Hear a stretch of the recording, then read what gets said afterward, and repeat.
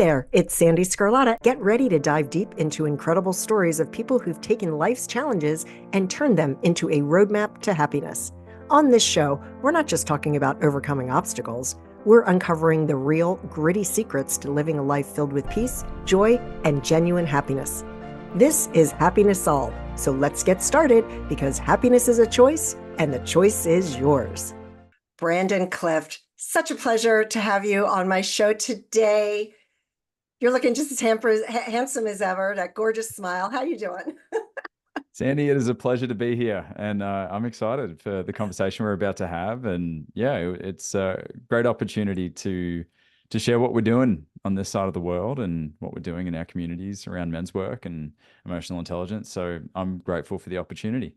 Oh, well, thank you. And I was thinking just now, we did an introductory call, which I don't do that often, but we were just kind of connecting.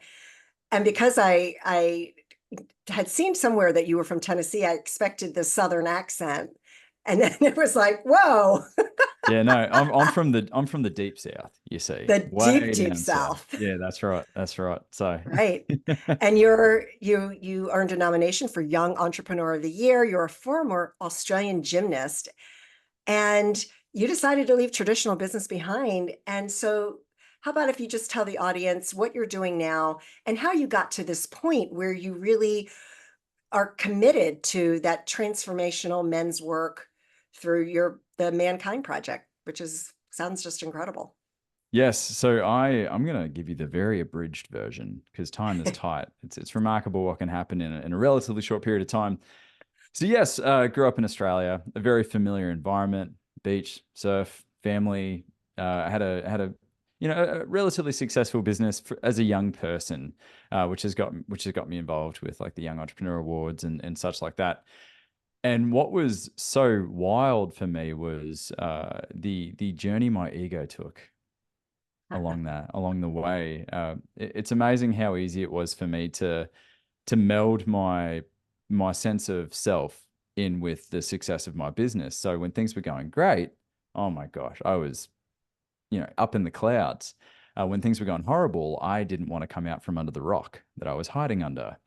So that was a pretty messy, ugly, but remarkably healing journey to kind of identify that that there really wasn't a lot of fulfillment in it for me. I thought that having more money, having more status was going to solve any problems that I perceived myself to have. And that just wasn't the case, despite how I was warned by many people my senior. They warned me. They said, Brandon, just be careful now. Like, don't build too much meaning or importance around XYZ. And I thought it was them just trying to keep me small, trying to limit my upward mobility. And they were bang on. I mean, I really should have listened to them, but of course you can't change anything as it happens. So, at around 25, I decided that it's really not worth it. The juice is not worth the squeeze. So I sold my first business and decided to take a bit of a sabbatical. So me and the dog took off backpacking around South and Central America. I made it to the States.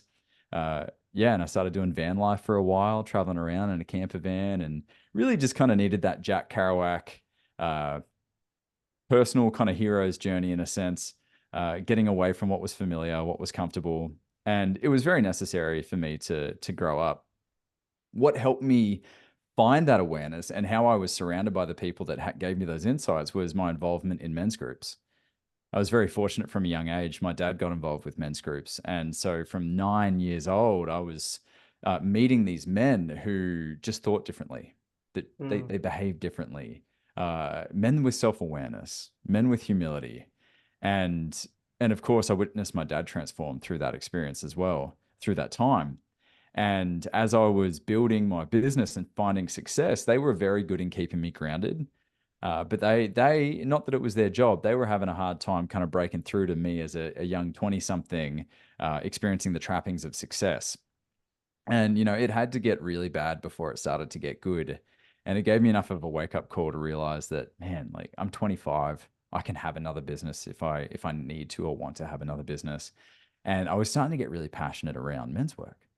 And so when I took off to South America, when I took off to the States, I had this international network of men through the organization called the Mankind Project.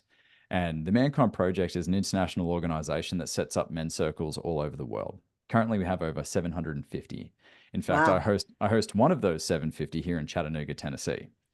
And those men were great places where I could really kind of practice in practice me practice being able to communicate my emotions and the things that I was going through, and to experience that environment, having come from professional sport, where I had a lot of coaches guiding me. I was being critiqued on my performances. To have men that weren't critiquing me and men that were just holding space and they weren't trying to fix me or my problem was quite a radical change from what I was surrounding myself with previously. So I really tried to shorten what has been a quite a long and in-depth journey there.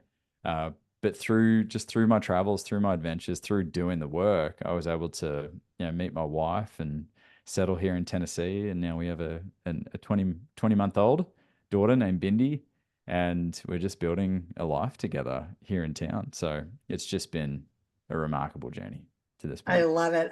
I was just sitting here getting my remarkable tab. Oh I yeah. gave up the whole notework because you've said so many things that I don't want to forget. No, that's fine. Um, I should get one of those because I have about 20 different legal pads like spread out in my office. well, that's why I finally got it, because I've always been a note taker, Mm, and I would have five different notebooks, and I would be sitting there frantically trying to figure out which one did I use, and so I mm, finally just got this. I normally don't take notes, but you just said so many wonderful things. Um, so thank you for sharing that story. It's incredible. I think I'm going to see if there's a Mankind Project, and I'm sure in the DC metro area there is. Oh, I guarantee you there is. We've got a couple Um, circles up there. yeah, and I think that would be, because my son just graduated from college, he has a full-time job, but I think it would be good for him to be around men with that growth mindset. Mm, mm. And you know what you're going to find in these spaces, because we're not a religious organization, you're going to find men that are gay, straight, black, white, atheist, Jewish, like every color of Right, the rainbow, every spectrum, every political ideology. I mean, just in my community alone, we have guys that are pro-Trump, pro-Biden. We have guys that are very pious and religious. We have guys that are completely atheist. Those aren't the platforms of conversation or connection that we meet. right, It's about meeting the individual man. And so I right. can guarantee you've probably got a diverse group of guys up there in the DC metro area. I don't know that it gets much more diverse than the Washington, D.C. area because of all the embassies, the government, Mhm. we kind of have everybody here. All right, you said so many things. And I'm going to start with the ego. Mhm. How did you even understand the difference between because that's a lot of the work that I do. Mhm. And, I focus on obviously peak performance, but conscious leadership, Mhm. because there's two states of being. You're either in consciousness or you're in ego. Mhm. And consciousness is love and ego is fear, but we're always going to lean toward fear slash ego because that's our default as humans. It's just part of our DNA. How at such a young age did somebody teach you about that? Because it's not, most men are more ego driven. And it takes a very strong man, in my opinion, right? Takes a very strong man to really be humbled enough to be like, oh, wow, this is my ego talking. Mhm. This isn't real. Well, I don't want to put out any illusions that I have won the battle against Well, the ego. hey, Yeah. we're all a work in progress, honey. Yeah. Hey, like, The battle rage is on, that's for sure. absolutely. I think part of the work has been, well, first of all, how I got there was just eating dirt, Yeah, was just like having truly humbling experiences. right. When I had employees that were dependent on the success or just even the regular everyday function of my business to put food on the table. And I myself was getting in the way of that being possible because of Mhm. my ego or because of whatever stories I was telling myself. I had some really pretty serious come to Jesus moments in those processes, in those experiences. And it's a constant kind of cycle of rinse, wash, repeat of, thinking. And I think the funniest thing about the ego is it seems like the moments in my life where everything just seems so peachy. And I truly have this sense of contentment. If I really let my guard down, that's when it loves to creep back in. And so the journey continues on that one. The battle continues, and some men much wiser than myself were able to reflect to me, it's very easy to demonize and attack the ego, but also look at how it may have served you up until Oh, this point, right? I mean, this sense of, there's something about, and you probably see this with the athletes that you work with. There's something about experiencing early success that almost makes it harder to succeed in the future, because where I am at the beginning of any project, I will compare that to the end result of a previous success, forgetting about what was needed to kind of work through. And it's almost like, man, I used to be so much more productive and I used to get so many more things done when I didn't have the self-awareness around it all. Like I was just charging forward. I had zero issues putting in an 80-hour week. And these days, now married with a child and, with different values, I sometimes find myself being like, what did I even do today? Regardless of the objective facts that I probably did a lot, it's this self-narrative of like, did I even push anything forward or closer to what I wanted to achieve? Uh, because it's so easy to think back to rapid advancement and upward mobility and success, which what's the definition of that anyway? So yeah, it's a constant battle, but it's a battle that I'm in it to win it for sure. And I purposely surround myself with people that love and care about me enough to call me in when it's starting to get out of control. They know the triggers, they know what it looks like, and I've also informed them how to call me in. Because if they call me out, I'm just going to bite down on my mouth guard and keep going. So it, I love your it, authenticity. well, it takes a village. It takes a village, and I'm For naive to sure. think that there's any black belt in any of this, right? No. It's continuous. Yeah. And like every time I get through like a major thing, you overcome a tremendous challenge. Mm. I'm like, is this it? Are we done? Mm. Because I really Yeah. just want to be done, right? I want to be done and just live my life.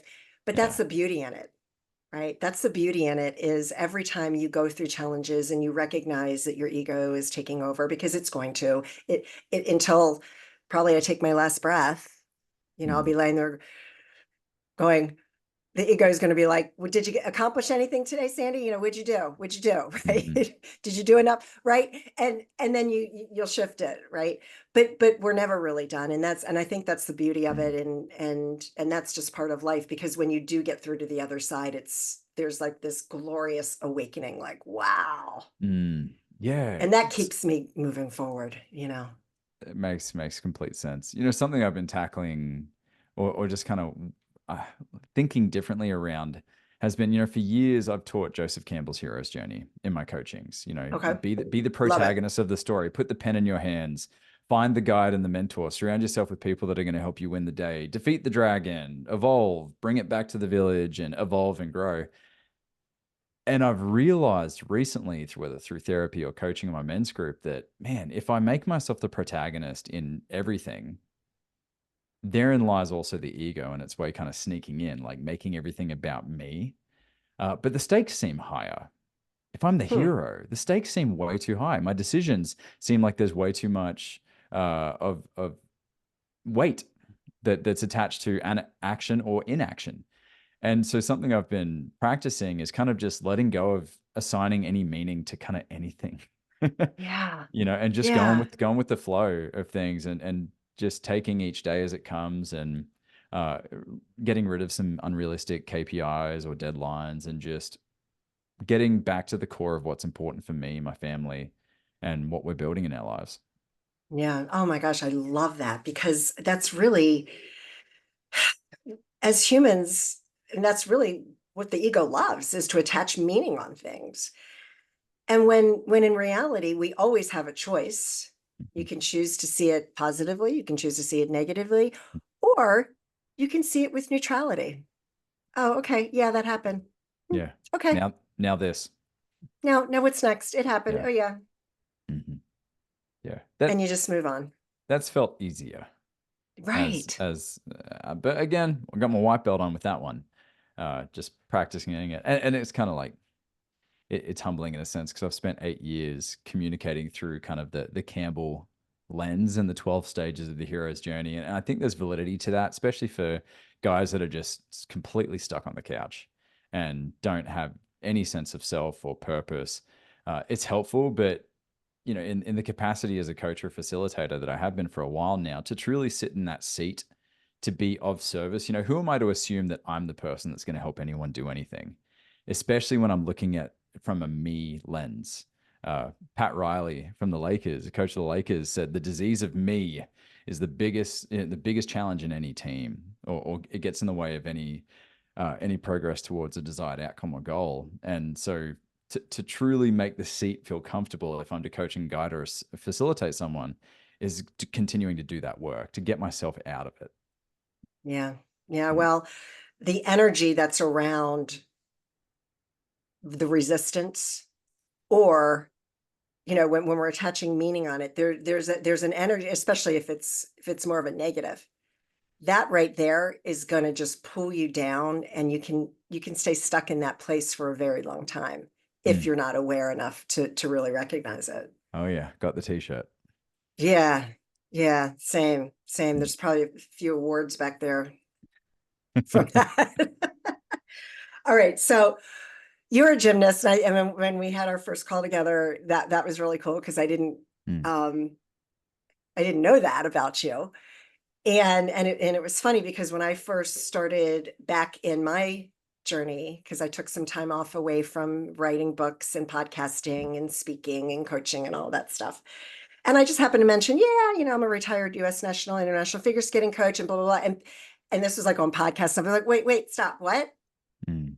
And Mm. I'm like, well, yeah, it's like no big deal. And they're like, yeah, it is a big deal. And I was like, Right. oh, it's right. It's just it's part of who I am. It was 20 years ago. I haven't coached skating in 20 years. Mm-hmm. And but it is a big deal. And I think, and it's, so what I love what you said, because this is something that I've struggled with for so many years because of being a figure skater from the age of 5 years old and then coaching it, the critique, the judgment, Mm-hmm. and that's something that, while I learned so much from that experience of being a elite athlete, that's something I don't miss because I still carry it with me today, Mm. where I constantly feel like I'm being judged. Now I recognize it right away, right? I'm aware, which Mm-hmm. is, that's all you need to do, is just to be aware of it. Like, nope, nobody's judging me right now. But it was one of those things that, certainly hindered my ability to overcome imposter syndrome and Mm. things like that when it arises. What was your experience like, constantly being critiqued and judged? Well, it wasn't a problem when I was winning. Of course not. But yeah, when I was losing by 0.05, which was just basically a fraction of a toe point, Right. oh yeah, it got to me for sure. And I think that's a continuous, it's a very understood narrative. You think of people that are hesitant to go to the gym. More often than not, what's their fear? Everyone's going to Being be looking at judged. me. Yeah. No one's looking at you.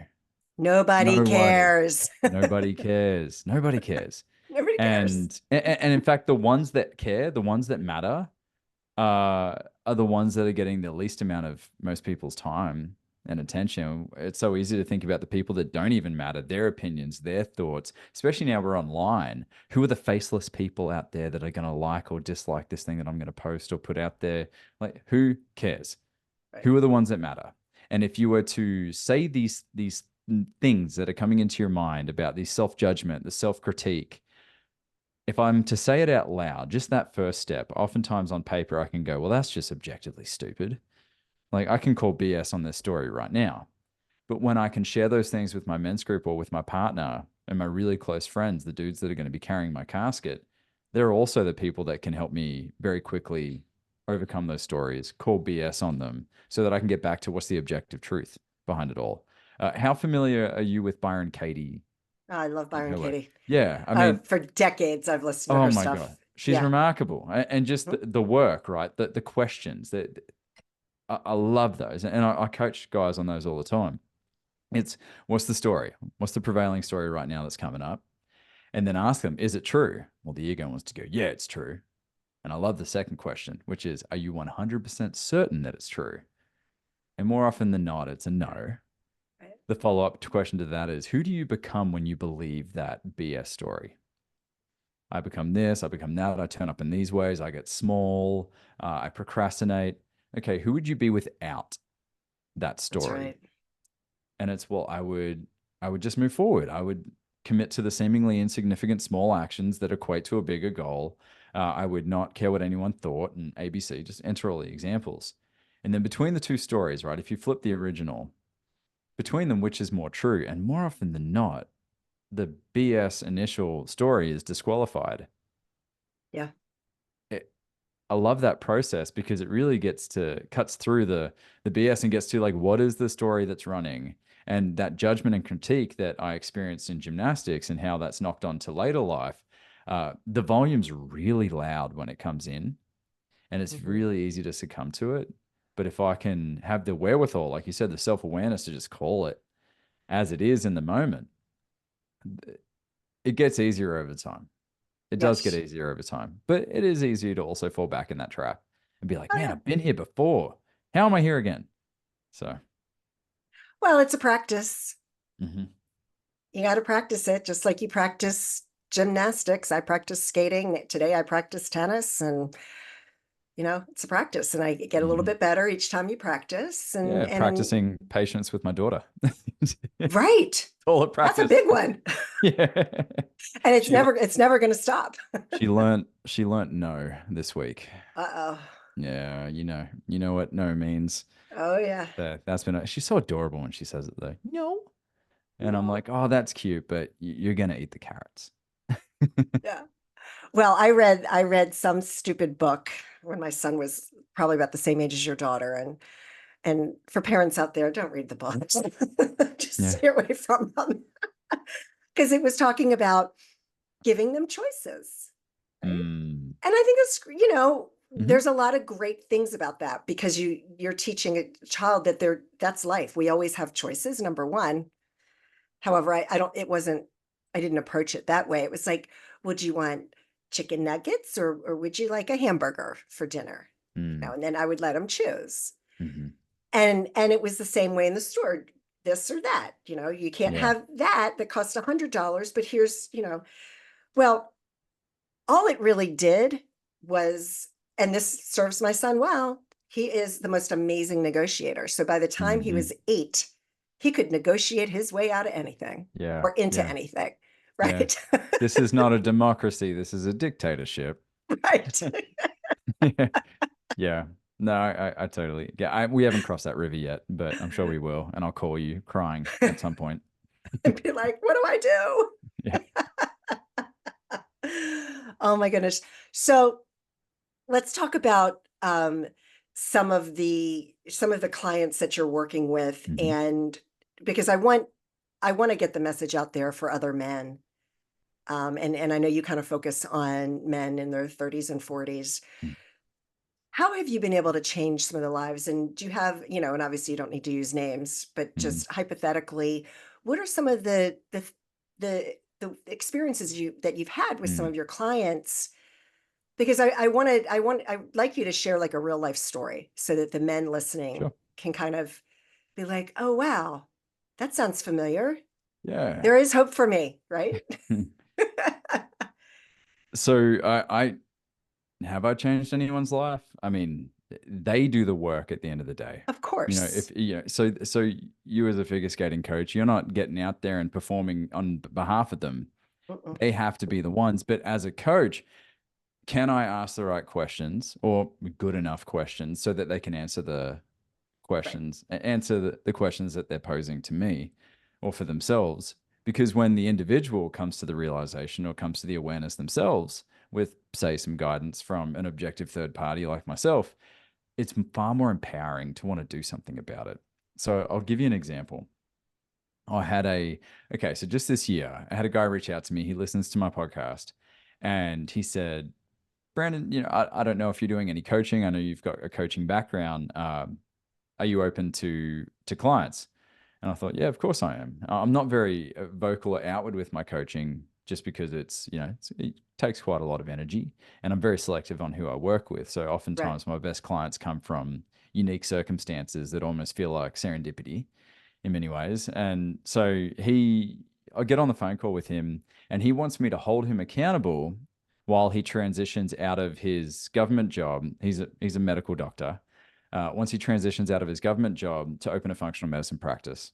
I said, that's fine. Accountability is so easy. And accountability can be broken down in the most simple way. You make an agreement. If you don't keep it, what did you make more important than keeping the agreement? Right.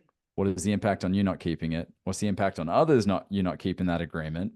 And what is driving the bus behind you either making agreements knowing you're likely going to break them, or what in the moment caused you to not follow through? And when you dig and get to the root of the broken agreement, it's amazing how many times I'm unworthy comes to the surface. Mm. In my men's group, just simple things. You cheated on your diet.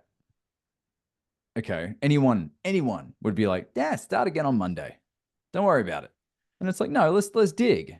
And when you get to the bottom of it, it's like, well, what causes me to make agreements like this and break them is because I feel like I'm unworthy. And because I'm unworthy, why would I follow through? Why would I do this thing for me if I'm not worthy of the results that I want? And so accountability is a very simple coaching methodology, very simple.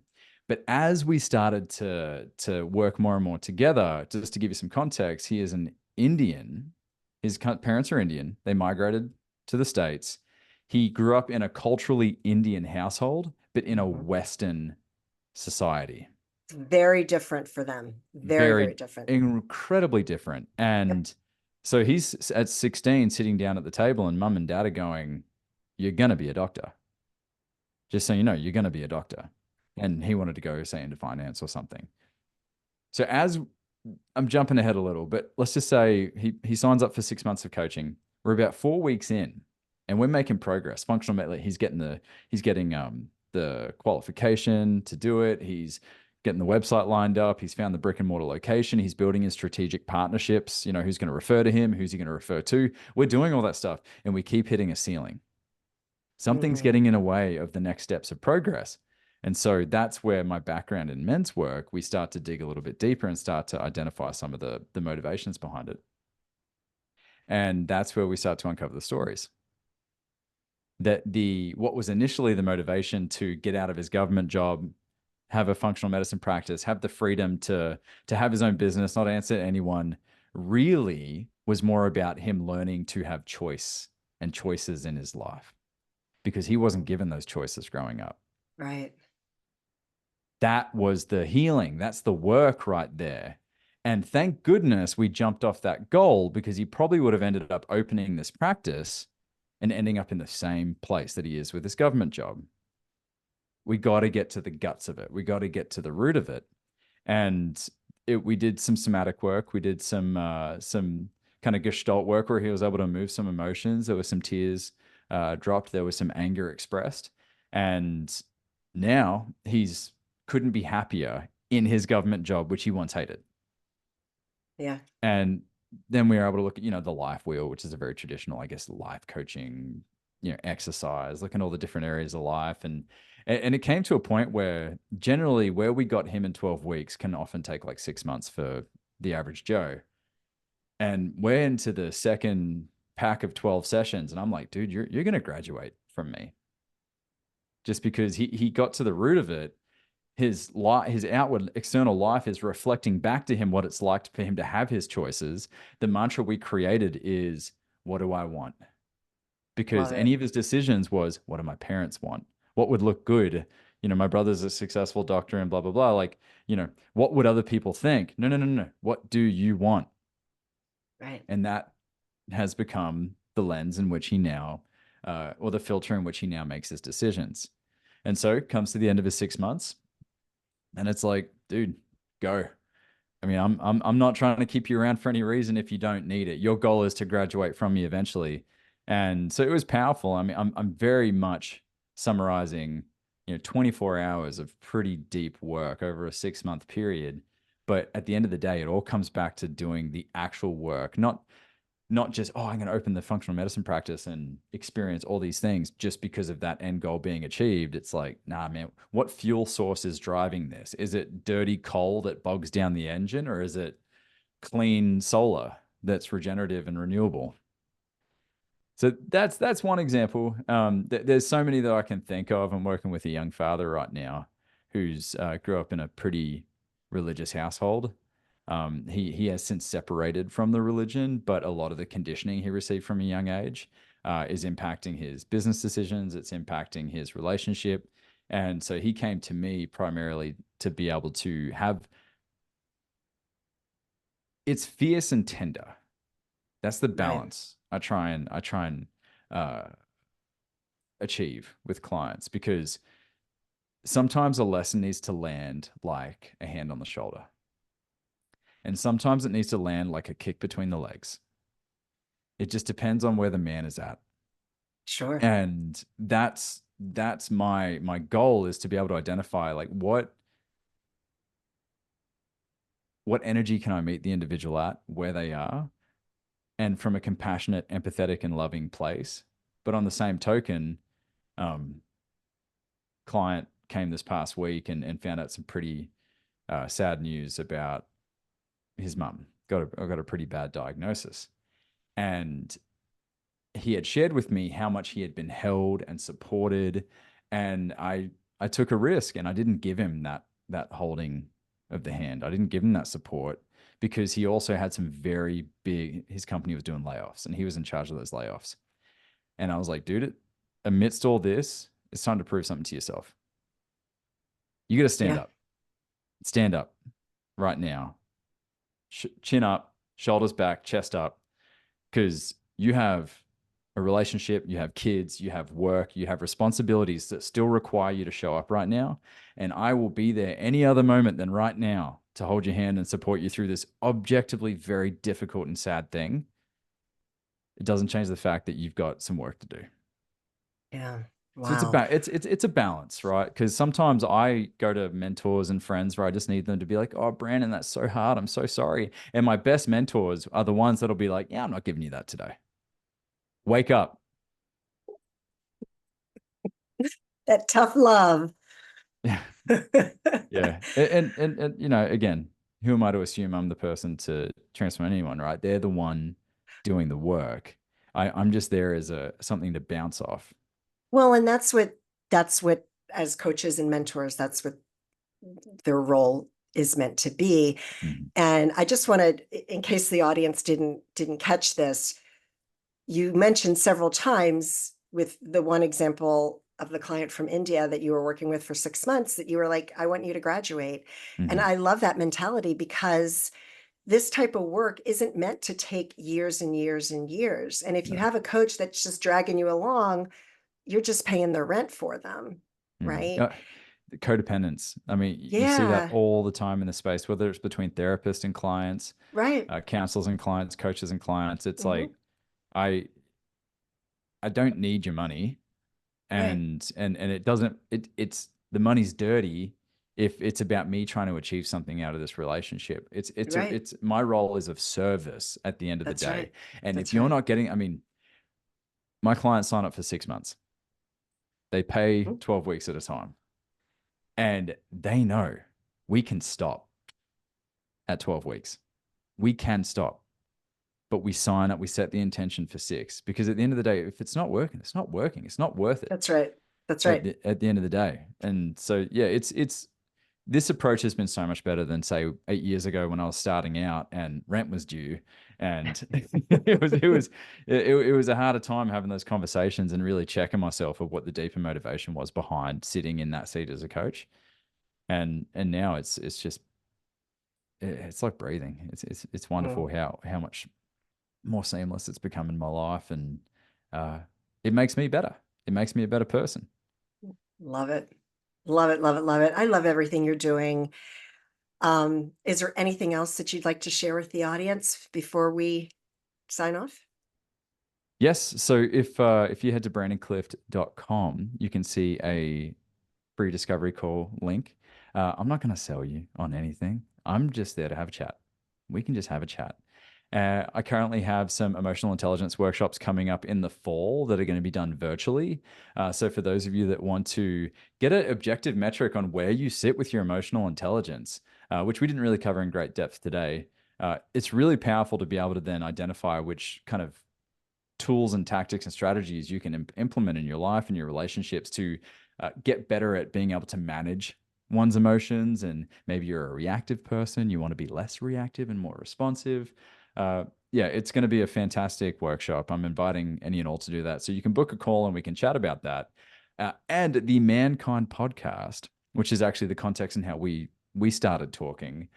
So our show's been going for 3 years, and our mission is to break the molds of modern manhood to prove there's more than one way to be a man.